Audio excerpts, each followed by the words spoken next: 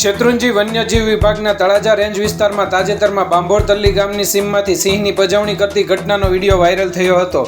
આ ગંભીર ઘટનાને ધ્યાનમાં લઈને વન સંરક્ષક શ્રી ડોક્ટર રામરતન નાલા સાહેબ દ્વારા કડક કાર્યવાહી કરવા સૂચના આપવામાં આવી હતી. આદેશને અનુરૂપ નાયબ વન સંરક્ષક શ્રી ડી.કે. સાધુના માર્ગદર્શન હેઠળ તેમજ મંડળ વન સંરક્ષક બીજે ઝાલાના માર્ગદર્શન હેઠળ તાત્કાલિક કાર્યવાહી હાથ ધરવામાં આવી. હ્યુમન ઇન્ટેલિજન્સના આધારથી બનાવની જગ્યાની ઓળખ કરી તલ્લી ગામના આરોપી ગૌતમભાઈ ઘેલાભાઈ શિયાળની ધરપકડ કરવામાં આવી. આરોપી વિરુદ્ધ વન્ય પ્રાણી સંરક્ષણ અધિનિયમ 1972ની કલમ હેઠળ કાયદેસર કાર્યવાહી કરીને તેને તળાજાની નામદાર કોર્ટમાં રજૂ કરવામાં આવ્યો હતો. કોર્ટ દ્વારા આરોપીની જામીન અરજી રદ કરી તેની જ્યુડિશિયલ કસ્ટડીમાં ભાવનગર જિલ્લા જેલમાં મોકલી દેવા માટે વોરંટ બહાર પાડવામાં આવ્યું.